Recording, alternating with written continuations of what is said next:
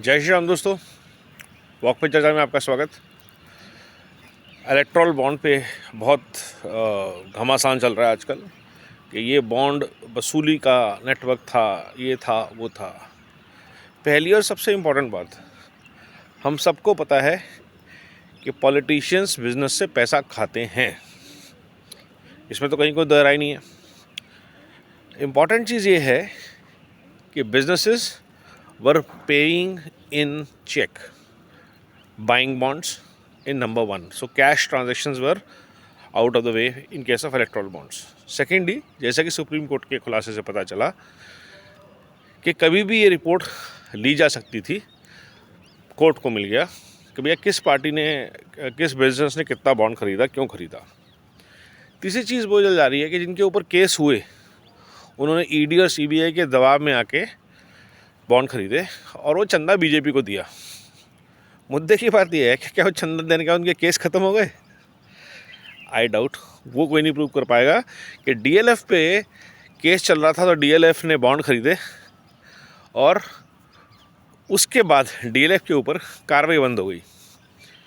तो कोई भी कंपनी, क्योंकि वो आपको पता नहीं, वो कह सकते हैं कि जी हमने अपनी फ्रीडम खरीदने के लिए ये किया, कोई बिजनेस ये बोल सकता है, लेकिन क्या कानूनी कार्रवाई, क्या केसेस उनके ऊपर से हटा लिए गए तो वो बनता है क्विड प्रो क्वो,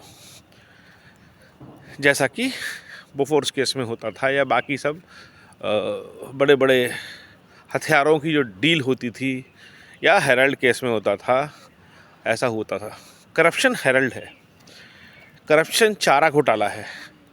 और सबसे बड़ी बात, जिन लोगों के घर से करोड़ों कैश निकलता है वो उसको करप्शन नहीं मानते। वो इलेक्ट्रल बॉन्ड को इसलिए दर्द है क्योंकि वो बॉन्ड जो है वो नंबर 1 में पैसा आ रहा है, सीधा पार्टी को जा रहा है। हम सबको पता है कि कितने करप्ट नेता हैं पॉलिटिकल सिस्टम में जो लोगों से पैसा वसूल करते हैं अपने पर्सनल अकाउंट्स में पार्टी की चंदा के नाम पे। 1 लाख पार्टी का और 10 लाख मेरा। तो अगर 100 करोड़ का चंदा पार्टी को गया तो 1000 करोड़ की प्रॉपर्टी पर्सनल बन जाती है लोगों की। और ये कांग्रेस राज में होता रहा है, टीएमसी के राज में होता रहा है, आज कर्नाटका में हो रहा है, महाराष्ट्र में कई सालों तक चला है। वहीं उनको तकलीफ़ ये है कि बिजनेसमैन जो हैं वो गुप्त रूप से बॉन्ड खरीद रहे हैं, हमें पता नहीं चल रहा किसने किसको कितना दे दिया। दर्द असली ये है कि पैसे का कंट्रोल जो है वो उनके पास से चला गया। अब वो किसी की गर्दन पे रख के पैसा ही नहीं ले सकते कि भाई हमें दो। हाँ, आप फोर्स करेंगे कोई आपको बॉन्ड खरीद देगा, बट जो सीधी उगाही होती थी बिजनेस के साथ वो बंद हो गई है। ये दर्द है। और सबसे बड़ा सरप्राइज़ जो इलेक्ट्रल बॉन्ड के गेम में निकला, जिसको चिल्लाते चिल्लाते राहुल गांधी की ज़बान नहीं थकती थी अंबानी और अडानी ने तो बॉन्ड खरीदे ही नहीं। तो अब क्या अंबानी और अडानी का नाम नहीं लेंगे राहुल जी कि ये बीजेपी का पैसा अंबानी और अडानी को जाता है और घूम के बीजेपी के पास आता है? या उनके दिमाग में और भी कोई भ्रष्टाचार की व्यवस्था है जिनका उनका पास पहले से उनको पता है, क्योंकि वो 50-60 साल से सिस्टम को रन कर रहे हैं और वो पैसा उनके पास आता था, अब उनके पास नहीं आता तो शायद बीजेपी के पास जाता है। ये भी एक ऑप्शन है, क्योंकि हर देशवासी को पता है कि देश की पॉलिटिकल पार्टियां इलेक्शन अपनी स्पेंड लिमिट्स में नहीं लड़ती। उसमें अनाप शनाप पैसा, जितनी शराब बढ़ती है, जितना गिफ्ट दिए जाते हैं, बियॉन्ड डिक्लेयर्ड फ्रीबीज़, जो सारी फ्रीबीज़ दी जाती हैं, वो सारी फ्रीबीज़ जो होती हैं वो कहाँ से आती हैं? वो कैश कहाँ से आता है, कहाँ से जनरेट होता है? हमारे आसपास हर साल इलेक्शंस में होता है। कभी विधानसभा के एक विधायक अगर 50 करोड़ खर्च कर रहा है इलेक्शन में, तो उसके पास वो 50 करोड़ कहाँ से आ रहा है? एक एमपी अगर 200 से 500 करोड़ रुपए, 1000 करोड़ रुपए तक खर्च कर रहा है, तो पहली बात तो उसके पास वो पैसा कहाँ से आ रहा है, फंडिंग कौन दे रहा है? दूसरी और इम्पॉर्टेंट बात ये कि वो फंडिंग वसूल कैसे रहा है? फिर उसके बाद अचानक एमपीज़ और एमएलएज़ के पास बिजनेसेस आ जाते हैं, जायदाद बन जाती है। लालू यादव जैसे गरीब लोग, मुलायम सिंह परिवार जैसे गरीब लोग अरबों के बंगलों में रहते हैं, सैनिक फार्म्स में दिल्ली में कोठियाँ बन जाती हैं, सिर्फ 20-25-30 साल के अंदर। हमारी नहीं बनी। क्यों नहीं बनी? क्योंकि हम पॉलिटिक्स में नहीं आए। अगर आज हम पॉलिटिक्स में आ जाएंगे तो हमारी बन सकती है। हम बनाए ना बनाए वो हमारे हाथ में है। लेकिन अपॉर्चुनिटी खुली, आप किसी की गर्दन पे पैर रख देंगे, उसका काम रोक देंगे, तो आपको पैसे देके अपना काम कराएगा। उसमें गलत क्या है? बिजनेसमैन की मैं कभी गलती नहीं मानता, क्योंकि मैं खुद एक बिजनेसमैन हूँ। क्योंकि हमारा काम है धंधा करना। आप हमें करने नहीं देंगे, अड़चन आएंगे, हम अपना रास्ता आगे निकालेंगे।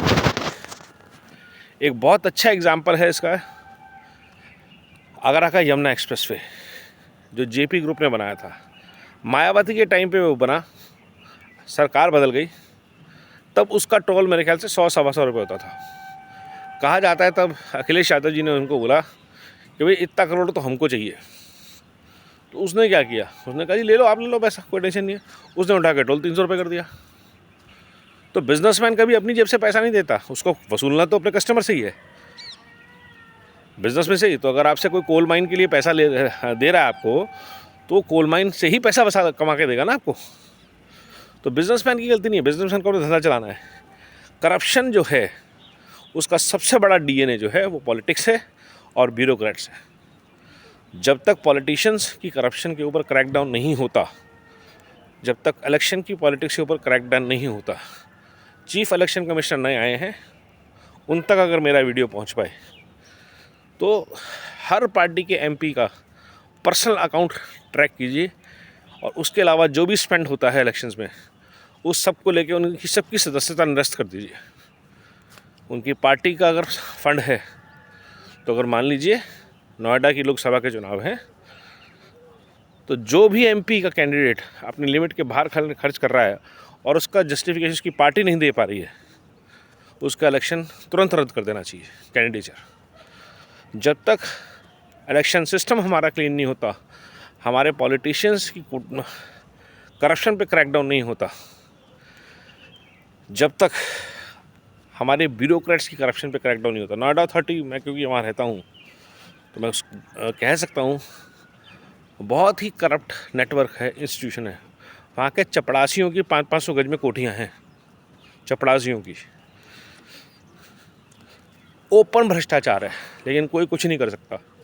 आई एम सॉरी टू से, योगी आदित्यनाथ की सरकार है, लेकिन और सामने दिख रहा है भ्रष्टाचार है, स्पष्ट भ्रष्टाचार है, और लोग ठाठ से उसमें रहते हैं। फॉर्च्यूनर में चलते हैं, 50,000 रुपये की सैलरी वाला ऑफिसर नोएडा अथॉरिटी का, 500 गज की कोठी, आलीशान बंगला बना हुआ है उसका, लेकिन कोई उस पर कुछ नहीं कर सकता, क्योंकि वो नेक्सस बहुत गंदा है। फाइल ही मूव नहीं करेगी, और अगर आप उनके ऊपर ज़बरदस्ती करेंगे, पड़क अरेस्ट कौन करेगा? पुलिस, वो भी मिली हुई है। तो ये जो भ्रष्ट तंत्र है, इसको ध्वस्त कीजिए। इलेक्ट्रल बॉन्ड बहुत अच्छा डिवाइस था, जहाँ पे बिजनेस अपनी मर्जी से डोनेट करता है, नंबर 1 में करता है। आपके पास बेटर ऑप्शन है, आप बताइए। पॉलिटिकल पार्टीज़ क्या सामने से चंदा कौन देगा आप लोगों को? चोरों को, गुंडों को? कोई नहीं देगा। मैं तो नहीं दूंगा, 1 रुपया नहीं। तो ये विचार हैं, इसलिए इलेक्शन बॉन्ड लाए गए थे, सो दैट फियरलेसली और ट्रांसपेरेंटली लोग नंबर 1 में डोनेट कर सकें। किसको मैं क्या दे रहा हूँ उससे किसी को कोई मतलब नहीं है, और किस वजह से दे रहा हूँ उससे भी मतलब नहीं है। बिजनेस है, आपको करप्शन मिलती है, आप केस कीजिए, बंद कर दीजिए बिजनेस, किसने मना किया? ये विचार होना चाहिए। वंदे भारत, वंदे मातरम, नमो भारत।